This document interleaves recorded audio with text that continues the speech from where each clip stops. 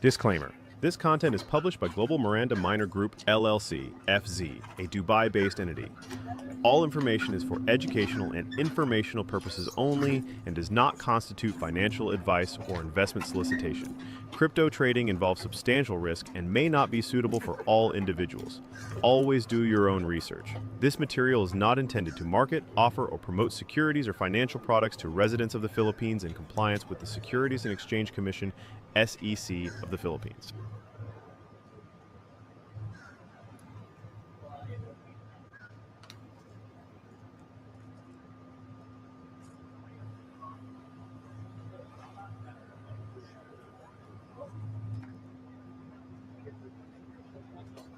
Sorry.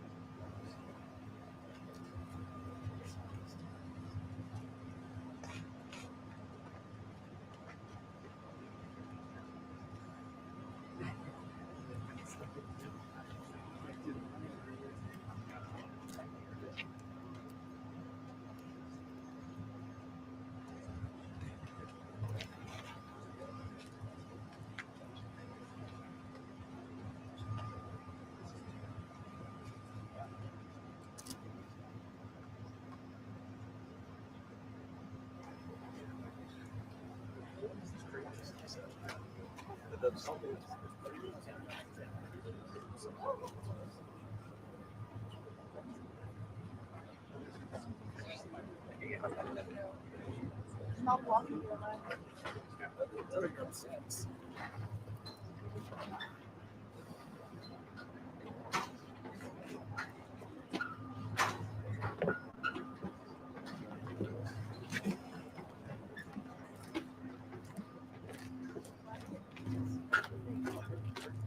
There you go.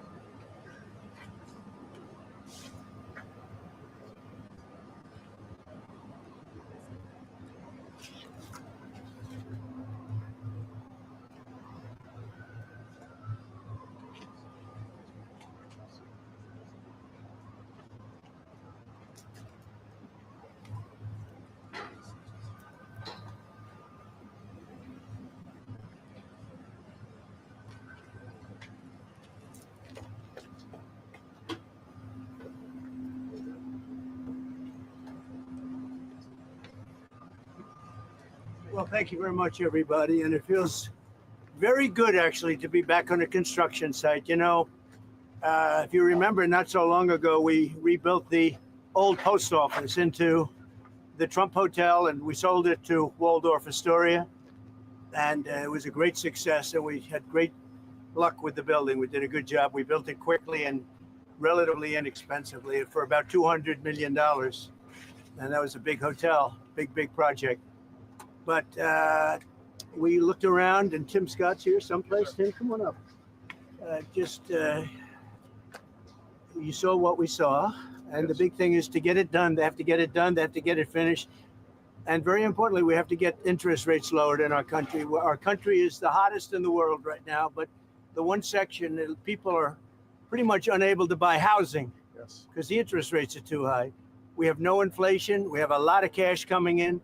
The tariffs have been unbelievable. Now, people that didn't even believe in tariffs are saying, what a great move that was. We have hundreds of billions of dollars coming in. Japan, just on one deal, is paying us $550 billion. And they opened up their economy. It's incredible, the deal. And they're happy. We're happy. Everybody's happy. But we should have the lowest interest rate of any country, and we don't. We should have. Every point is worth $365 billion. So we want to get the rates down, but we also want to get the Fed building finished. So I met with the contractors. We toured it with the chairman, and we had a very good tour, and we'll talk to you about it sometime. But Tim and I, we sort of understand what happened. Yeah. Too expensive. Bottom line is this, that Americans deserve to become first-time home buyers. President Trump has created the best economy in the world. The one thing that would make it better is lower interest rates. Full employment is even more possible. Wages rise faster as interest rates come down when your employment is at 4.1% because of your leadership. We have revenues coming in at record-breaking. Maybe last month, even more revenue coming in than bills going out, which is remarkable. They found $26 billion. They said, where did that come from? Nobody, I think that's been many decades since that happened. I can't remember that. They found $26 billion last month, and they said, where did that come from? I said it was true. We're taking in hundreds of billions of dollars, and our country is doing great, and we have no inflation, and the numbers, the job, everything is good. The one thing we have to do is get housing prices down and the interest rates down so people can buy the house, because they're all making money, but they can't get the interest rate down. We have to. Amen. All right.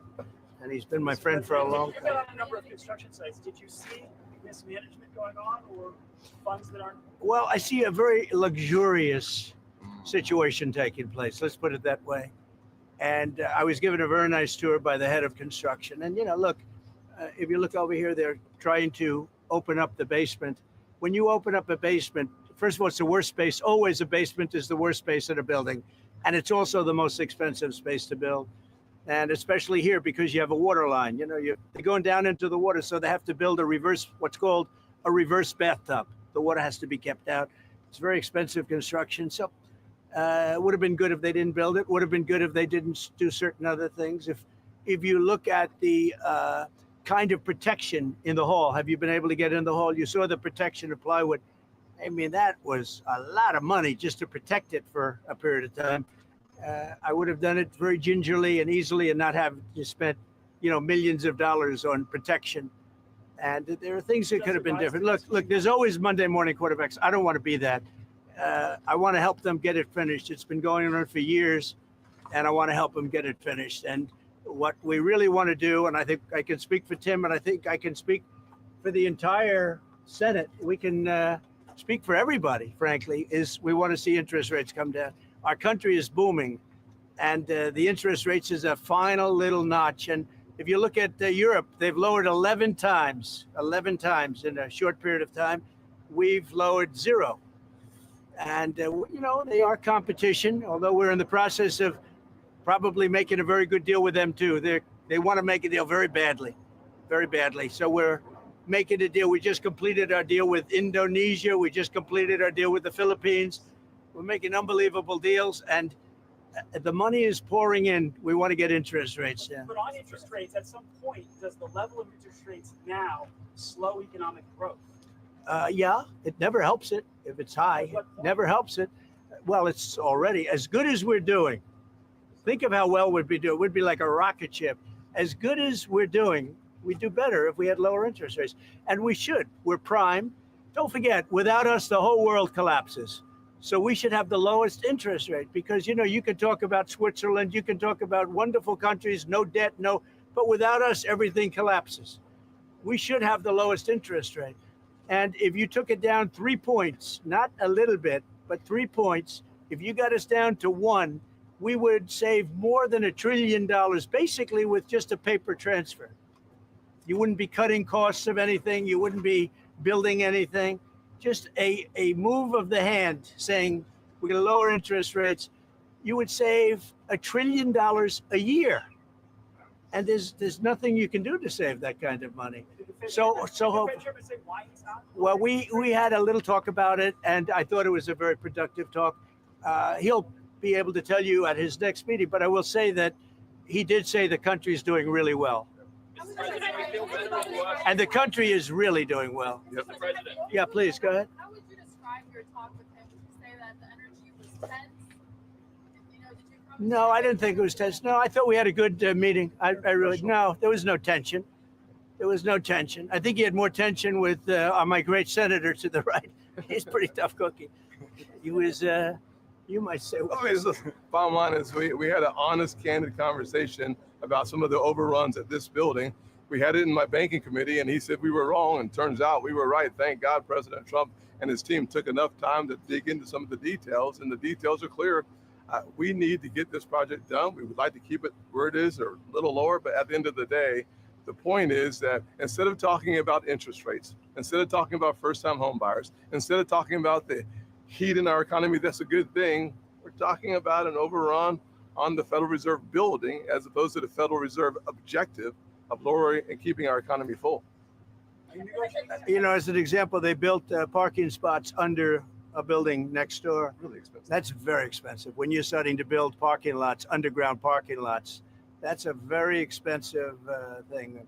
A lot of people I know, they park their car and they walk a block or 2 blocks or something.